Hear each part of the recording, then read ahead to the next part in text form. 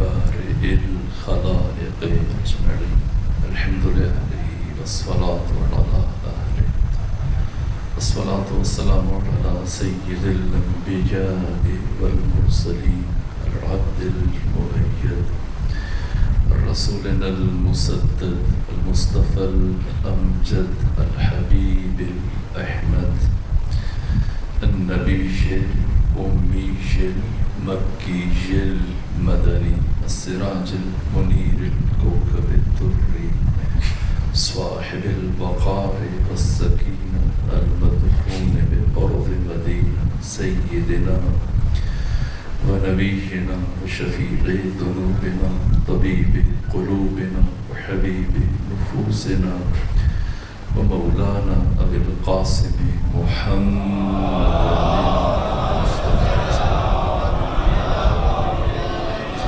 وأهل بيته الأطيبين الأطهرين الأنجبين المعصومين المظلومين رحمة الله على أحبابهم وأصحابهم وشيعتهم ومحبيهم ومواليهم أجمعين ولعنة الله على أعدائهم ومنكري فضائلهم وغاصبي حقوقهم من جوم عداوتهم إلى الآن ومن الآن إلى قيام يوم الدين وبعد يوم الدين أما بعد فقد قال حق سبحانه وتعالى في القرآن بسم الله الرحمن الرحيم إن الله يأمر بالعدل والإحسان وإيتاء ذي القربى وينهى عن الفحشاء والمنكر والبغي يعظكم لعلكم تذكرون صلوات بلی خانہ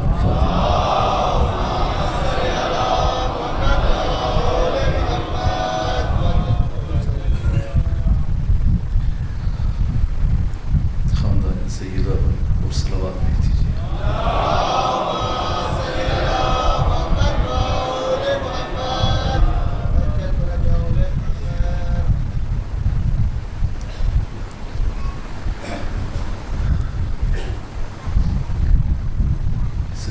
فکر جو ارادہ ہے انشاءاللہ آپ کی خدمت میں اس سلسلہ محرم میں تسلسل ہے سال گزشتہ کے افکار کا کہ تفسیر تاریخ کربلا البتہ معرکہ کربلا اور واقعہ کربلا خود روز عاشورہ اور اس سے پہلے وہ تمام مراحل کچھ حقائق دوسرے مقام پہ اور کچھ پہلو یہاں اس مقام پر انشاءاللہ عزیز بیان کریں گے کس مقام پہ سید الشہداء کی کس شخصیت سے ملاقات ہوئی کون سا اہم واقعہ پیش آیا اور ان سے کیا تجزیہ عاشورہ شناسی میں ہمارے لیے ممید اور معاون بن سکتا ہے اور عاشورہ کے عوامل اور دیگر اس کی جہتیں اور پہلو کل انشاءاللہ اس چیز کو بڑھائیں گے بھی مخدوم صاحب کا پیغام ہے کہ آج کے دن آغاز گفتگو ہے تو غدیر سے سلسلہ کلام کو شروع کیا جائے جناب مخدوم صاحب کی خواہش کے احترام میں غدیر سے متعلق چند ایک باتیں اگرچہ ایک نشست میں اس کو احساء کرنا یا بیان کرنا بہت مشکل کام ہے لیکن میں کوشش کروں گا کہ آج کی حد تک اسے خلاصہ کروں اسی کو اساس قرار دے دیں خود کربلا نتیجہ ہے غدیر فراموشی کا اگر غدیر کو فراموش نہ کیا گیا ہوتا تو کبھی بھی معرکہ کربلا وقوع پذیر نہ ہوتا ہم کوشش کریں گے کہ جب مخدوم صاحب نے یہ خواہش کی کہ ہم غدیر کو بیان کریں تو اسی سے اپنی بات آگے بڑھائیں گے اور ان عوامل سے بھی گفتگو کریں گے کیسے ممکن ہے کہ ایک اعلان کے جو 1.25 صحابہ کے درمیان کیا گیا اسے کیسے فراموش کر دیا گیا کیسے تمام کے تمام افراد نے ختمی مرتبہ کے اس حکم کو فراموش کیا کیسے ممکن ہے جبکہ آپ کی بیٹی خود اس بات کو یاد دلانے کے لیے، تذکر دینے کے لیے گھر سے باہر آئی. پھر آخر کیسے ممکن ہے؟ اور ایک اہم سوال ہے آج کل، غدیر فراموشی کے عوامل کیا ہیں؟ کیا ممکن ہے کہ غدیر کو بلایا جا سکے، یا پھر غدیر میں پیغمبر نے علی کی ولایت کا اعلان نہیں کیا؟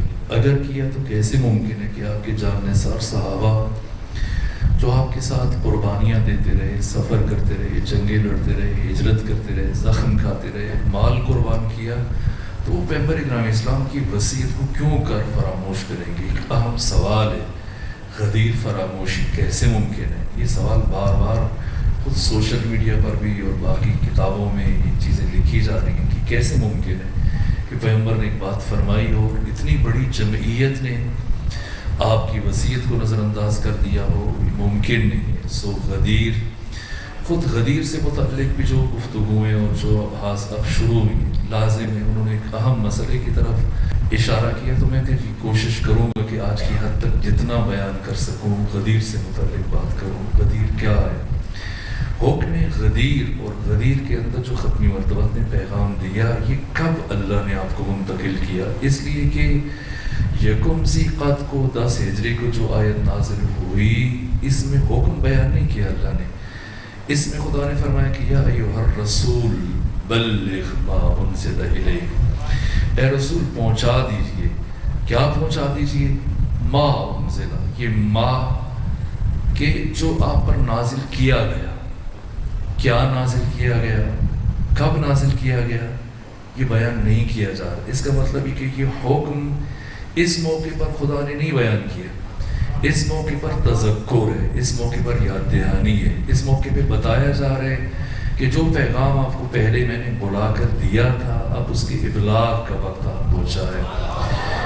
وہ پیغام کب دیا گیا؟ یہ قرآن مجید نے بیان کیا. ثم دنا فتدلى فكان قاب قوسين او ادنى، کہ شب معراج ختمی مرتبہ جب قریب ہوتے چلے گئے، ساری منازل طے کرتے ہوئے، عرش و لوح و کرسی و قلم، تمام آسمان، تمام مراحل، سدرۃ المنتہا، وہ آخری نقطہ، اس مقام پر دنا قریب ہوئے، فتدلى اور قریب ہوئے.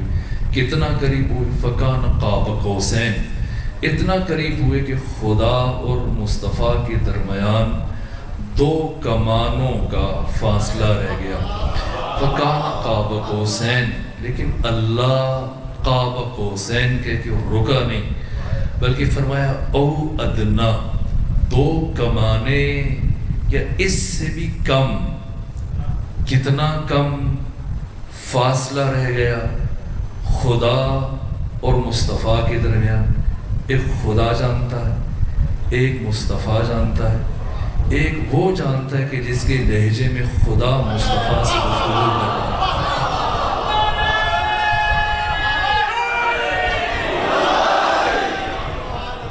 دنا فتدلى فکان قاب قوسین، 2 کمانیں، او ادنا یا اس سے بھی کم کا فاصلہ رہ گیا.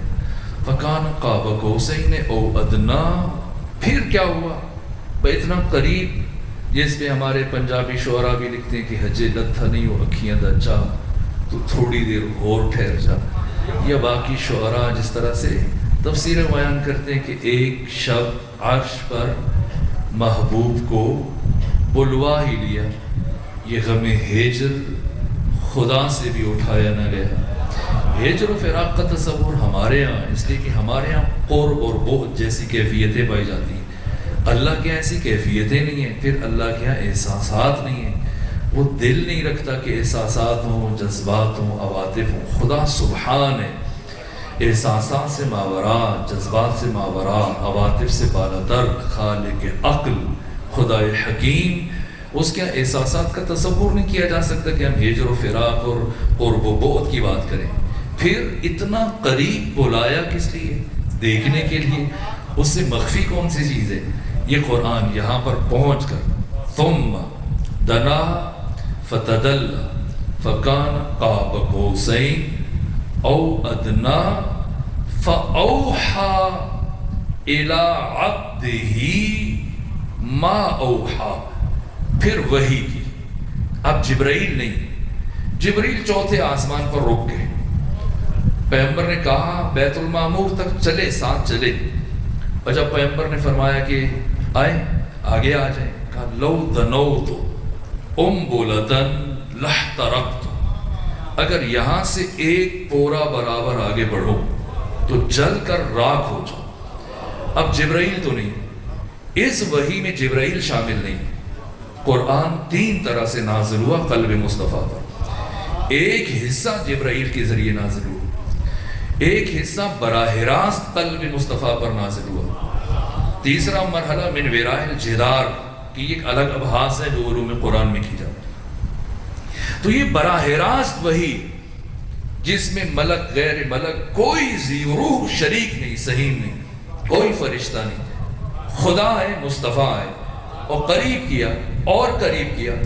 کون سی اہم بات ہے؟ کبھی ایسے ہوتا ہے آپ کسی کو بہت ضروری بات کہنا چاہتے ہیں اور کہتے ہیں اور پاس آ جاؤ، اور قریب آ جاؤ، اور قریب آ جاؤ.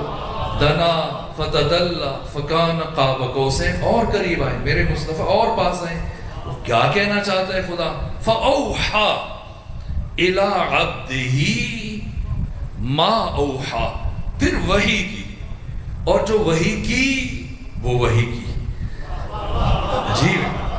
ما اوحا، ادھر بھی ما انزل الیک من ربک، ادھر بھی فاوحا الی عبدہ ما اوحا. جو وحی کرنی تھی کر دی، ہم سے متعلق نہیں. اس لیے جسے یہ پیغام منتقل کرنا تھا کر دیا. 2 کاموں کے لیے، 2 کاموں کے لیے اللہ نے امام الانبیاء سید الرسل ختمی مرتبت کو عرش پر اپنا مہمان بلایا، مہمان بنایا. ایک پیغام ولایت کو منتقل کرنے کے لیے، دوسرے محافظہ ولایت کے نور کو منتقل کرنے کے لیے. اس سے بڑھ کر اور فلسفہ معراج نہیں ہے. معراج پر علی اور علی کے بیٹوں کی ولایت کا پیغام دینا تھا، اس لیے بلایا. یا جبرائیل کو بھی شامل نہیں کیا. اور پھر اس ہستی کے نور کو صلب مصطفیٰ میں منتقل کرنا تھا، جس ہستی نے آ کر علی اور علی کے بیٹوں کی ولایت کو بچانا.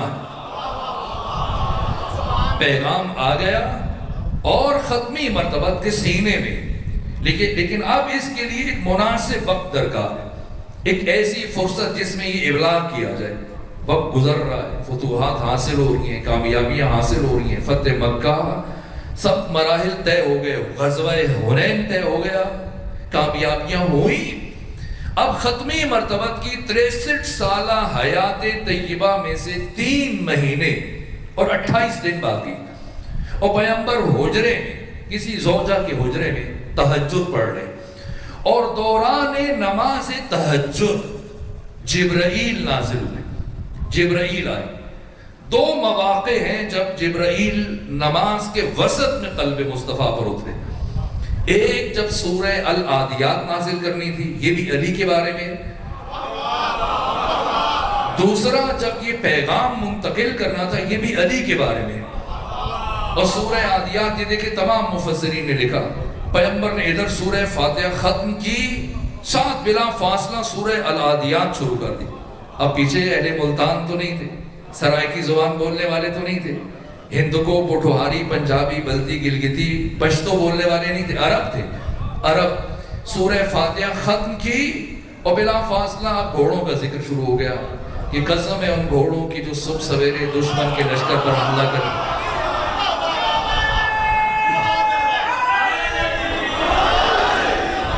ہر گھوڑے کی قسم نہیں اٹھائی جاتی، لیکن اگر گھوڑا علی کے زیر استعمال ہو، اس گھوڑے کی بھی قسم اٹھائی جائے گی، اس گھوڑے کے سموں سے اٹھنے والی چنگاریوں کی بھی خدا قسم اٹھائے گا.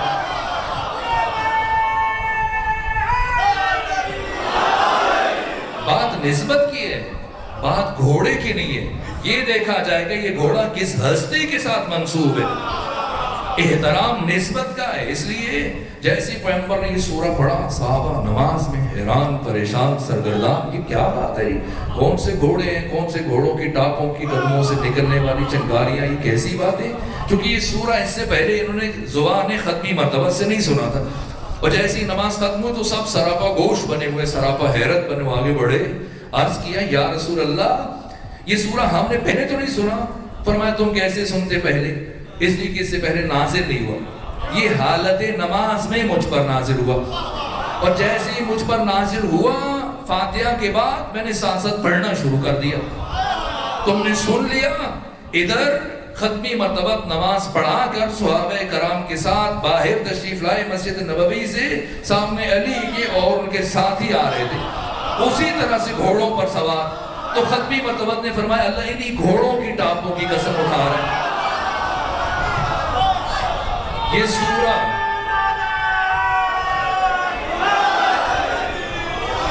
سورہ العادیات حالت نماز میں نازل ہوا، اور دوسری مرتبہ جو جبرائیل وحی لے کر آئے، یہ نماز واجب نہیں ہے، یہ نماز مستحب ہے، لیکن نماز مستحب ہمارے لیے، ختمی مرتبہ کے لیے یہ نماز واجب۔ پیغمبر سیدہ زہرا کے نور کے اس کائنات میں اترنے سے پہلے نماز تہجد کو مستحب کی نیت سے پڑھتے تھے، لیکن نزول کوثر کے بعد ختمی مرتبہ اسی نماز تہجد کو فصلی لربک اس حکم کے بعد واجب کی نیت سے ادا کرتے تھے۔ تو نماز پڑھ رہے، اثناء نماز میں جبرائیل آئے، سلام کیا اور عرض کیا کہ پیغام خدا ہے۔ پیغمبر نے فرمایا بتاؤ کیا پیغام ہے؟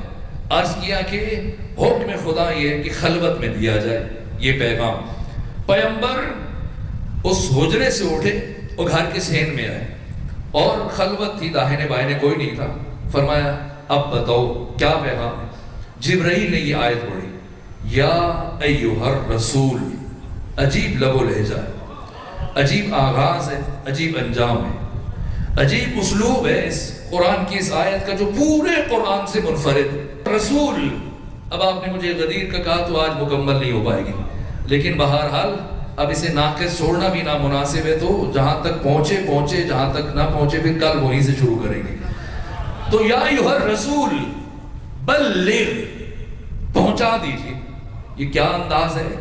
وہ جو کبھی طٰہٰ کہتا ہے، کبھی یاسین کہتا ہے، کبھی مزمل کہتا ہے، کبھی مدثر کہتا ہے، کبھی فرماتے ہیں کمبل کے اوڑھنے والے، کبھی فرماتے ہیں کملی کے اوڑھنے والے، کبھی فرماتے ہیں حسین زلفوں والے، کبھی فرماتے ہیں اتنی عبادت نہ کیا کرو کہ تمہارے پاؤں میں ورم پڑ جائے، کبھی نام سے، کبھی لقب سے۔ 100 سے زیادہ نام ہیں ختمی مرتبہ کے جن سے قرآن نے آپ کو خطاب کیا، 1000 سے زیادہ صفات ہیں ختمی مرتبہ کی۔ خود اسم محمد قرآن مجید میں 4 مرتبہ استعمال ہوا، اسم احمد قرآن مجید میں 1 مرتبہ استعمال ہوا۔ خدا احمد کہہ دے، محمد کہہ دے، لقب سے بلائے، نہ نام نہ لقب، عہدہ منصب سے خطاب کیا۔ یا ایھا النبی بھی کہہ سکتا تھا، لیکن نہ، فرمایا یا ایھا الرسول، اس لیے کہ نبی میں اور رسول میں یہ فرق ہے، وہی دونوں پر نازل ہوتی ہے، لیکن نبی پر تبلیغ کرنا واجب نہیں ہے، لیکن رسول پر اس وحی کی تبلیغ کرنا بھی واجب ہے۔ اس لیے فرمایا یا ایھا الرسول، اور بلا فاصلہ بلغ۔ یہاں بہت دقتیں ہیں لیکن میں نظر انداز کر رہا ہوں وقت کی کمی کے باعث۔ بلغ، پہنچا دیجیے۔ کیا؟ ما انزل الیک، اس ماں کو اس ماں سے ملا دیجیے جو آپ پر نازل کیا گیا۔ کب؟ شب معراج۔ اب اس کو پہنچانے کا وقت آ گیا۔ اور سنیں، وَإِن لَمْ تَفْعَلْ، اگر یہ کام نہ کیا، فَمَا بَلَّغْتَ رِسَالَتَهُ، یہ قرآن ہے، یہ کوئی مجاز یا مبالغہ نہیں ہے، آپ پہنچائیں۔ اگر یہ ایک کام نہ کیا، فَمَا بَلَّغْتَ رِسَالَتَهُ، آپ نے اپنی رسالت کا ایک بھی کام انجام نہیں دیا، کوئی بھی کام انجام نہیں دیا۔ یعنی 23 سال جو زحمت برداشت کی، محنت کی، قربانیاں دی، پتھر کھائے، عبداللہ بن زبری جیسے گستاخ نے حالت نماز میں آپ کے چہرے پر خون ملا، آپ کے کپڑوں کے اوپر اوجری پھینکی ہے، مسجد الحرام میں حالت نماز میں اتنا کچھ برداشت کیا، طائف میں لہو لہان ہوئے، قربانیاں دی، ہجرت کی، اس کے باوجود وَإِن لَمْ تَفْعَلْ، وہ کب کہاں جا رہے ہیں؟ 23 سال میں پیغمبر نے جو کرنا ہے کر چکے، 99.99% دین پہنچ چکا ہے۔ کتاب الطہارت سے لے کر کتاب الدیات تک 56 فقہ کی کتابیں جن میں لاکھوں احکام ہیں.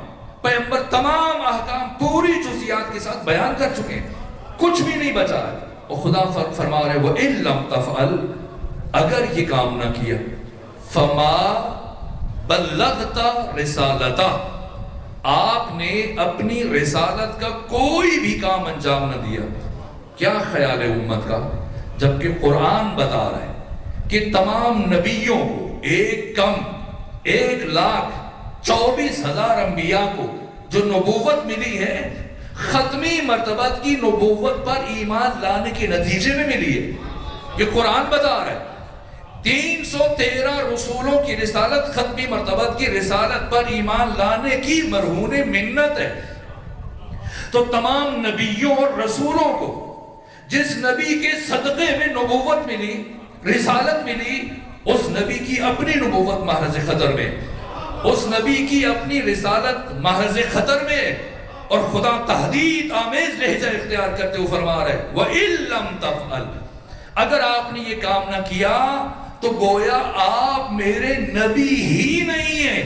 کیا خیال ہے امت کا کہ پیغمبر ساری زندگی سارے احکام پہنچائیں, ایک علی اور ان کے بیٹوں کی ولایت کا اعلان نہ کرے, وہ رسول نہیں رہتے, اور امت اسی علی اور بیٹوں کو بھلا کر باقی ساری کاموں میں لگے رہے, رسول نہیں رہتا, تم مسلمان کہاں سے بن جاؤ گے؟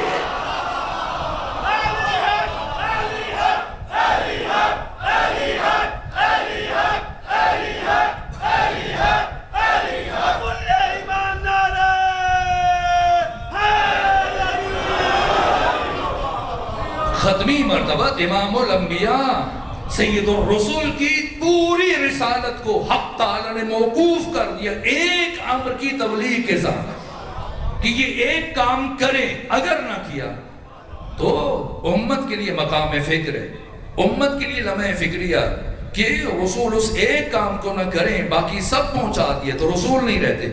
امت اسی ایک کام کو چھوڑ کر باقی سارے کاموں میں لگ جائے اور ساری زندگی عبادتیں کرتی رہے, وہ سب کچھ کرتی رہے, اس امت کا کیا بنے گا؟ وَإِن لَمْ تَفْعَلْ فَمَا بَلَّغْتَ رِسَالَتَهُ, اور وَاللَّهُ يَعْصِمُكَ مِنَ النَّاسِ. عجیب اعلان ہے, عجیب ضمانت ہے کہ آپ اعلان کریں اور نہ ڈریں. میں وعدہ کرتا ہوں وَاللَّهُ, خود خدا, يَعْصِمُكَ, آپ کو بچائے گا, آپ کو محفوظ رکھے گا, من الناس, لوگوں سے. یہ لوگ کون ہیں؟ یہودی ہیں, عیسائی ہیں, مشرک ہیں, کافر ہیں. اب تو تیسرا سٹار بھی لگ چکا ہے. پہلے صرف مسلمان تھے, صحابی تھے, اب حاجی بھی, یعنی 3 سٹار لگے ہوئے.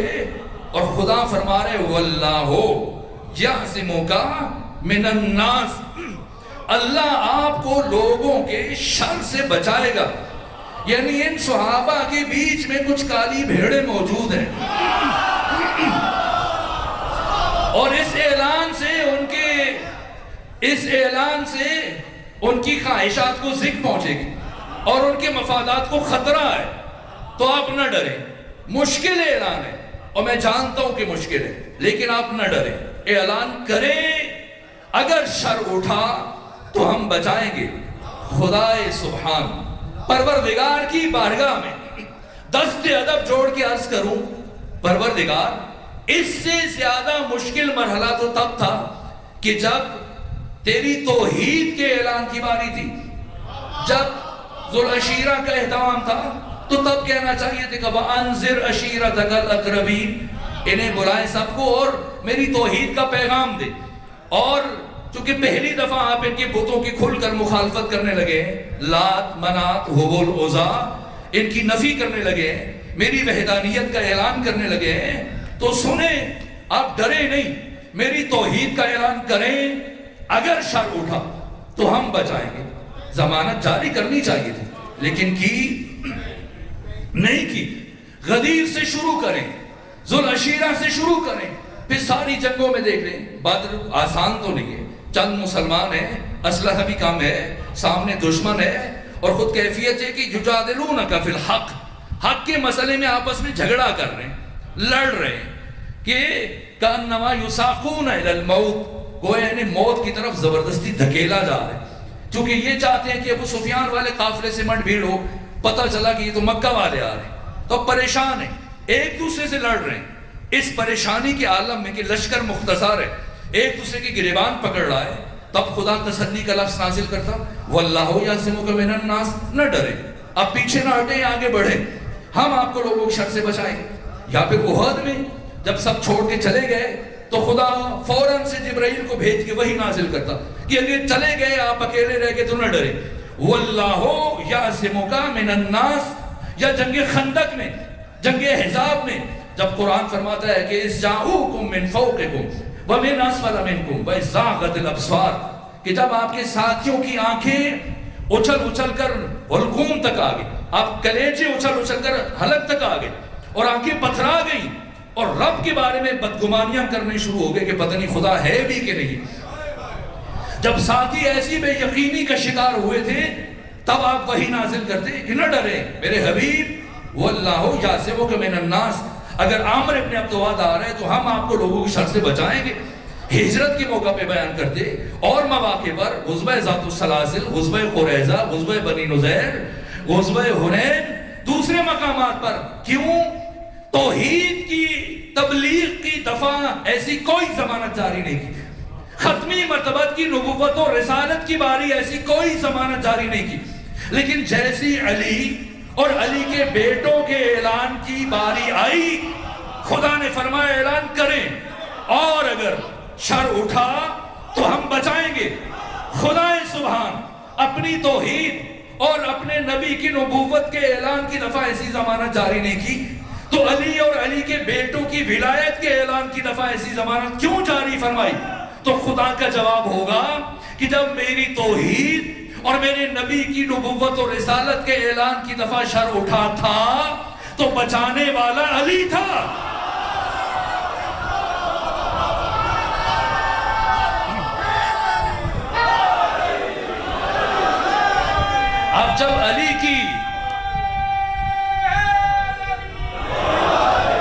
اب جب علی کی ولایت کی دفعہ شر اٹھے گا تو بچانے والے ہم ہوں گے۔ واللہ یعصمک من الناس۔ اور سنیں ان اللہ، یہ آیت غدیر ہے، ان اللہ لا یہدی القوم الکافرین، کہ اللہ اعلان کریں آپ، لیکن یہ توقع نہ رکھیں کہ آپ کا اعلان سب قبول کر لیں گے، سب مان لیں گے، نہ، اعلان آپ کریں لیکن کافر کبھی بھی اس اعلان کو قبول نہیں کرے گا۔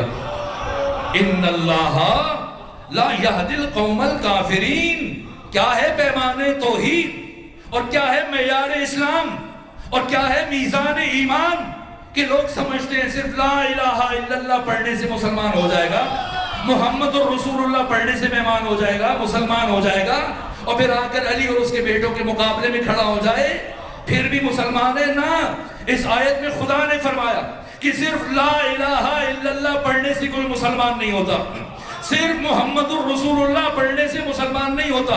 اگر لا الہ الا اللہ محمد الرسول اللہ کے اقرار کے بعد کوئی بدبخت علی اور اس کے بیٹوں کی ولایت کی دشمنی پر اتر آئے اور ان کے مقابلے میں آ جائے، لاکھ کلمہ پڑھتا رہے، وہ کبھی مسلمان نہیں بن سکتا۔ کفر اور اسلام کا معیار صرف ذات خدا نہیں ہے، ذات نبی نہیں ہے۔ مستدرک علی صحیحین میں امام حاکم نشاپوری نے بیان کیا، پیغمبر فرماتے ہیں کہ اے علی آپ پر ایمان لانا اسلام ہے اور اے علی آپ کا انکار کفر ہے۔ علی کا منکر قرآن کہہ رہا ہے ان اللہ لا یہدی القوم الکافرین۔ باقی تو چپ ہو گئے اس آیت کو سننے کے بعد، لیکن ایک کافر اٹھا اور سورہ معارج نے بیان کیا سأل سائل بعذاب واقع، کہ کہا یہ اعلان جو میں نے سنا ہے غدیر میں علی اور علی کے بیٹوں کی ولایت کا، یہ کیسا اعلان ہے؟ امن کا او من اللہ، یہ اعلان آپ کی طرف سے ہے یا خدا کی طرف سے ہے؟ پیغمبر نے فرمایا تو میرے بارے میں یہ گمان رکھتا ہے کہ میں دین میں اپنی مرضی شامل کروں گا؟ یہ اعلان خدا کی طرف سے ہے. تو اگر خدا کی طرف سے تو ابھی خدا سے کہیں کہ آسمان سے عذاب آئے اور میں ہلاک ہو جاؤں. یہ عذاب مانگ رہا ہے. سأل سائل سورہ معارج بے عذاب واقع. آئے عذاب اگر علی کی ولایت کا اعلان خدا کی طرف سے ہے, علی کے بیٹوں کی ولایت کا اعلان خدا کی طرف سے ہے, تو ابھی عذاب آئے. کیوں اتنے دھڑلنے سے عذاب مانگ رہا ہے؟ اس لیے کہ مطمئن ہے. اگر مطمئن نہ ہوتا کبھی پیغمبر اسلام کو نہ للکارتا اور کبھی عذاب کے لیے اس طرح سے لب و لہجہ اختیار نہ کرتا. مطمئن ہے. کیوں مطمئن ہے؟ اس لیے کہ کوئی نیا مسلمان نہیں ہے, جانتا ہے کہ 3 افراد نے پہلے بھی پیغمبر سے یہی بات کی. عاص بن وائل نے, ابو لہب اور ابو جہل نے مسجد الحرام میں کھڑے ہو کر پیغمبر سے یہ کہا تھا کہ اگر تو واقعاً اللہ کا نبی ہے اور خدا وحدہ لا شریک ہے تو خدا سے کہو ہم پر عذاب آئے. عذاب آئے. آیا تھا؟ نہیں آیا تھا. قرآن نے آیت نازل کی کہ نبی جب تک آپ ان کے درمیان موجود ہیں عذاب نہیں آئے گا. اس میں بھی آیت پڑھی ہوئی تھی, اسی لیے مطمئن تھا اور پیغمبر کو چیلنج کر رہا تھا. سأل سائل بعذاب واقع, کہ عذاب آ جائے. اگر یہ اعلان خدا کی طرف سے تھا کیوں اس اطمینان سے ختمی مرتبہ کے سامنے جسارت کی؟ اس لیے کہ آیت پڑھی ہوئی تھی اور پتا تھا کہ عذاب نہیں آئے گا. اسی کے پیغمبر تو ابھی بھی موجود ہیں, پاس ہیں, موجود ہیں, اور جب موجود ہیں تو عذاب نہیں آئے گا. اور جب عذاب نہیں آئے گا تو مجھے کہنے کا موقع مل جائے گا کہ علی اور اس کے بیٹوں کی ولایت کا اعلان خدا کی طرف سے نہیں. یا محمد نے اپنی مرضی شامل کی, لیکن ابھی یہ گھوڑے کی طرف بڑھ رہا تھا, ہاتھ ایسے اٹھائے ہوئے تھے. بعد دعائیہ کلمات تھے کہ عذاب آئے, ہاتھ نیچے نہیں آئے, کہ آسمان سے پتھر گرا, سر پہ لگا اور وہی گرا اور گر کر مر گیا. اور جب مرا تو پیغمبر نے اسے گرتے ہوئے دیکھ کر علی کے چہرے کی طرف دیکھا اور یہ جملہ کا یا علی, صحابی ہونا کافی نہیں ہے. یا علی لا یحبک الا طاہر الولادہ ولا یبغضک الا خبیث الولادہ.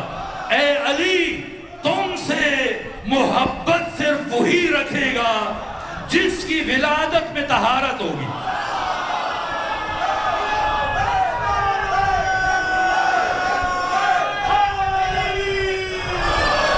اور اے علی تجھ سے نفرت صرف وہی رکھے گا جس کی ولادت میں نجاست ہوگی. یہ عذاب کیوں آیا اور وہ بھی پتھر کا؟ اور خدا نے کیا کہا کہ نہ یہ نہ کہنا کہ صحابی تھا, مسلمان تھا, نہ. سأل سائل بعذاب واقع, تو خدا نے جواب دیا للکافرین لیس لہ دافع, تو کافروں کے لیے کوئی بچانے والا نہیں ہے. آخری پناہگاہ ذات خدا ہے, لیکن جو علی کا دشمن ہے پھر وہ خدا کے انتقام سے نہیں بچے گا. پروردگار توحید کے دشمنوں کے لیے عذاب نہیں اتارا, امام الانبیاء کے ختمی مرتبت کے دشمنوں کے لیے عذاب نہیں اتارا. تو علی کی ولایت کے دشمن پر عذاب کیوں اتارا؟ اس لیے کہ خدا کے ہاں یہ عدالت ہے, اور حل جزاء الاحسان الا الاحسان. اس لیے کہ توحید اور نبوت کے دشمنوں کے ساتھ انتقام لینے والے علی تھے. اب علی کے دشمنوں سے انتقام ہم لیں گے. من اللہ للکافرین لیس لہ دافع. کیوں؟ من اللہ ذی المعارج, معراج پر دیا پیغام ولایت علی. تو کیا بلاغت قرآن ہے کہ سأل سائل بعذاب واقع للکافرین لیس لہ دافع. کس کی طرف سے عذاب آئے گا کافروں کے لیے؟ من اللہ ذی المعارج. معارج جمع معراج کی, معراجوں والے خدا کی طرف سے عذاب ہے.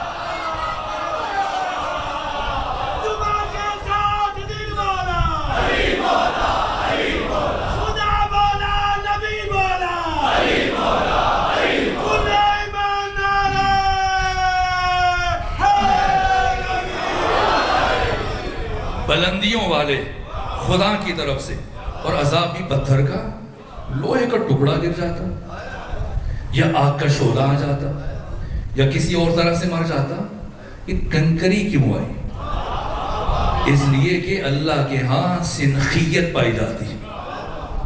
اس لیے کہ چند سال پہلے جو کعبے کو گرانے کے لیے آیا تھا ابرہہ لشکر کے ساتھ ہاتھیوں والا، اس کو نابود کرنے کے لیے اللہ نے کوئی دوسرا عذاب منتخب نہیں کیا، کنکریاں منتخب کی، سنگریزیں انتخاب کیے، پتھر کا انتخاب کیا. تو کعبے کے دشمن کے لیے بھی خدا کی طرف سے پتھر آئے گا، اور مولود کعبہ کے دشمن کے لیے بھی خدا کی طرف سے پتھر آئے گا. حارث بن نعمان، یہ آج جو بات اسے نہیں پتا تھی وہ آج کے 2 رکعتی مولا کو پتا چل چکی. مولا کا معنی دوست تھا، مولا کا معنی یہ تھا، مولا کے 22 معنی. تو سرائکی بولے، پنجابی بولے، پشتو بولے، پوٹھوہاری بولے، عرب نہیں ہے، عربی لغت سے آگاہی نہیں رکھتا. 1400 سال تمہیں پتا چل گیا کہ مولا کا معنی دوست تھا، تو جا کر اس کو بھی بتاتا تو وہ کیوں اتنا پریشان ہو کے پیغمبر کے پاس گیا؟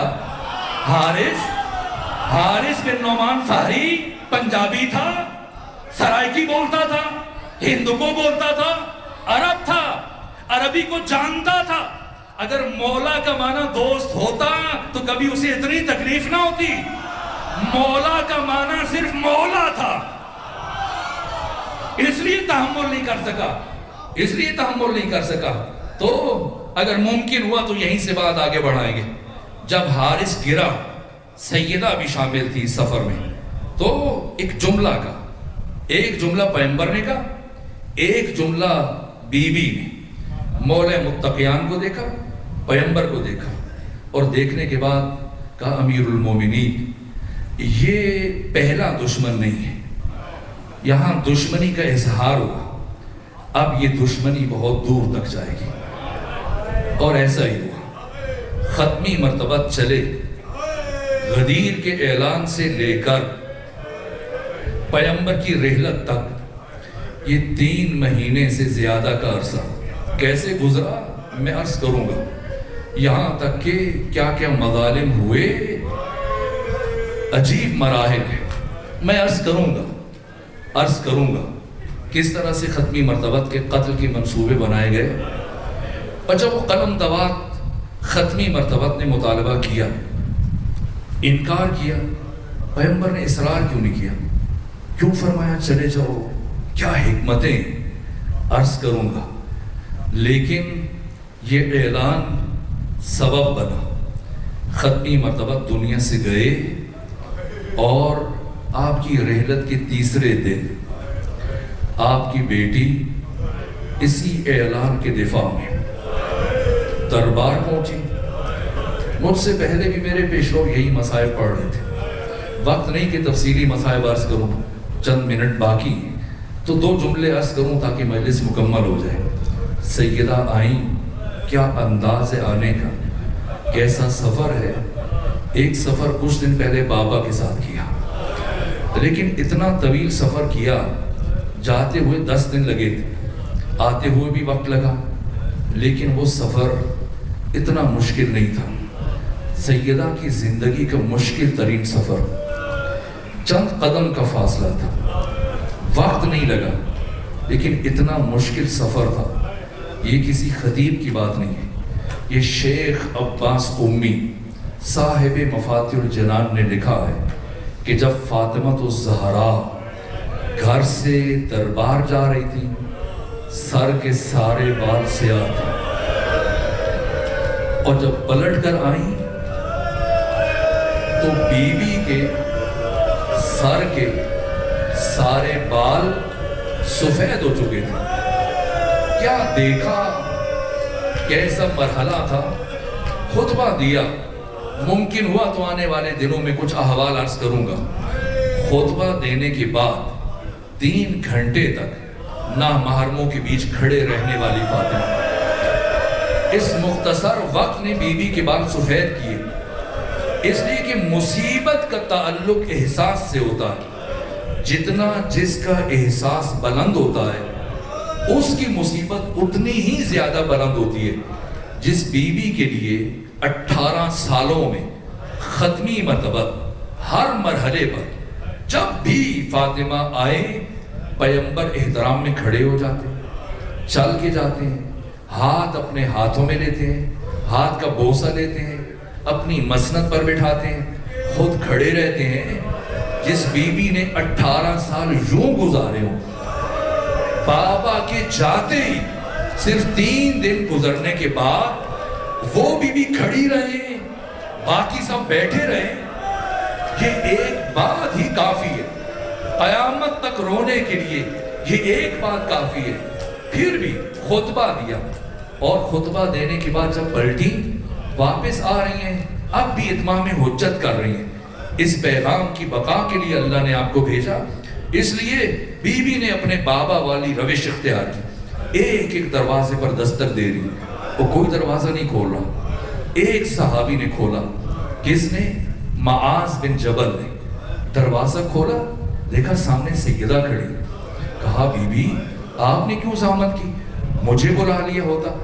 بی بی نے فرمایا معاذ اس بات کو جانے دو، بس ایک کام کرو، کچھ دن پہلے جو میدان خم غدیر میں تم نے میرے بابا کی زبان سے اعلان سنا تھا، مسجد میں آ کر سب کے سامنے گواہی دے دو کہ میں نے یہ سنا ہے۔ ایسا سکوت تھا، سناٹا تھا، لوگ سہمے ہوئے تھے، ڈرے ہوئے تھے۔ اس ڈر اور خوف کی وجہ میں کل یا پرسوں آپ کی خدمت میں عرض کروں گا، کیوں سکوت طاری تھا، کیوں سب خوف زدہ تھے اور خوف کی وجہ سے زبانوں پر تالے لگ گئے تھے۔ معاذ نے یہ سنا تو کہا اے بی بی، مجھ اکیلے معاذ کی گواہی آپ کے کس کام کی، جبکہ سارا مدینہ خاموش ہے۔ بی بی نے فرمایا تم باقیوں کو چھوڑو، تم نے سنا ہے، تم گواہی دو۔ کہا بی بی مجھے معاف رکھیے، میں یہ گواہی نہیں دے سکتا، گواہی نہیں دے سکتا۔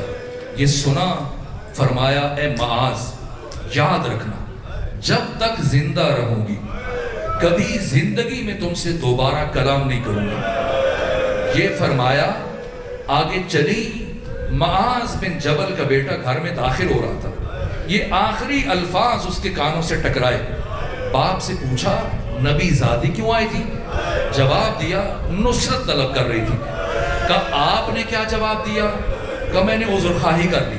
کہا پھر بی بی نے کیا کہا؟ کہا انہوں نے کہا جب تک زندہ رہوں گی کبھی تم سے کلام نہیں کروں گی۔ یہ سنا، معاذ بن جبل کا بیٹا الٹے پاؤں موڑا، واپس چلا۔ باپ نے پوچھا کہاں جا رہے ہو؟ کہا بس ہمیشہ کے لیے رخصت ہو رہا ہوں، دوبارہ اس گھر میں نہیں آؤں گا۔ کہ یہ تمہارے باپ کا گھر ہے، کیوں نہیں آؤ گے، کیوں جا رہے ہو؟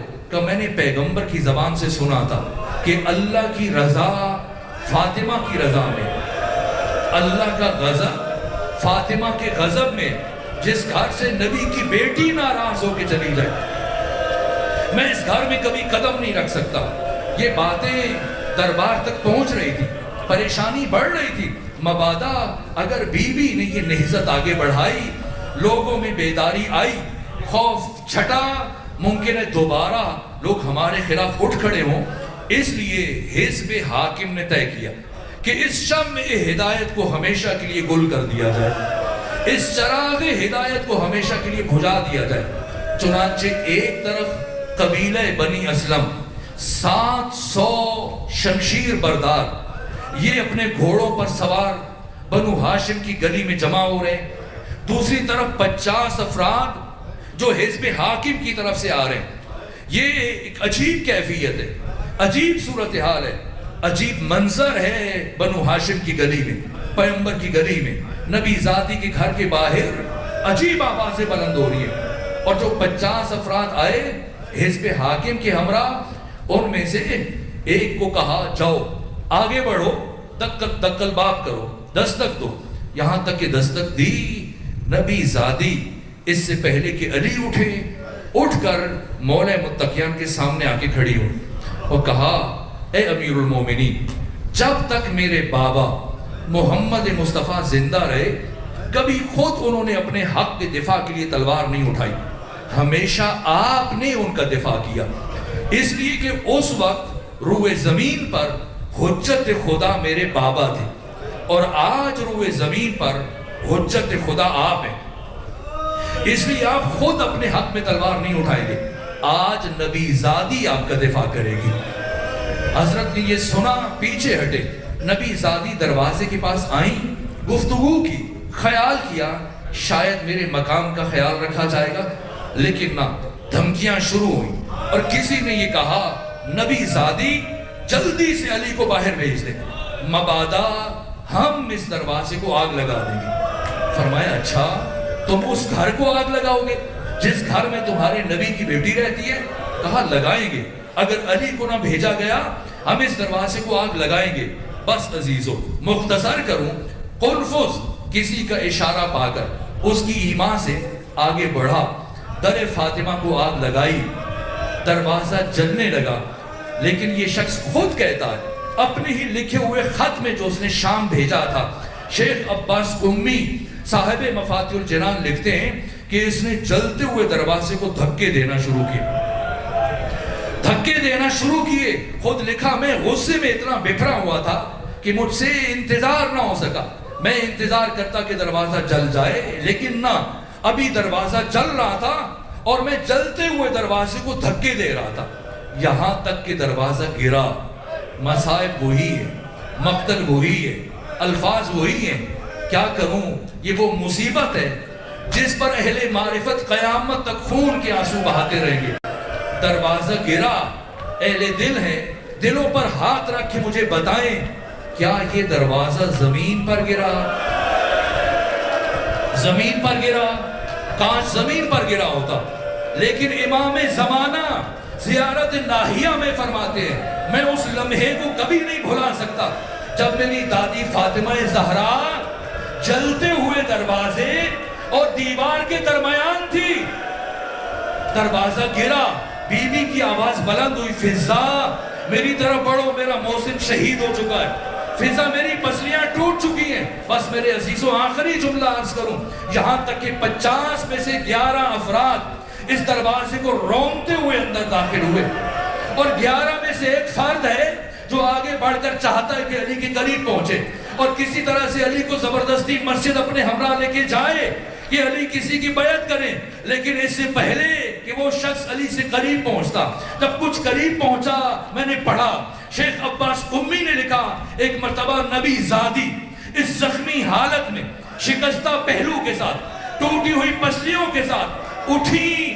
عشق علی میں، ولایت علی کے تحفظ کے لیے ایک مرتبہ بی بی اٹھی، کیسے آگے بڑھی خدا جانتا ہے، آگے بڑھ کر علی اور اس حملہ آور کے درمیان کھڑی ہو گئی اور یہ جملہ کا اے فلاں میری زندگی میں تو کبھی علی تک نہیں پہنچ پائے گا، میری زندگی میں تو علی تک نہیں پہنچ پائے گا۔ اس آنے والے حملہ آور نے یہ جملہ کا نبی زادی درمیان سے ہٹ جاؤ ورنہ ایسا ظلم کروں گا کہ تو ہٹنے پر مجبور ہو جائے گی۔ فاطمہ زہرا نے ام ابیہا محافظہ ولایت ایک مرتبہ فرمایا قیامت تک نہیں ہٹوں گی، مجھے معاف کیجئے گا۔ ایک مرتبہ اس شخص نے اپنا بازو اٹھایا پوری طاقت سے، ایسا تماچا فاطمہ زہرا کے رخسار پر مارا،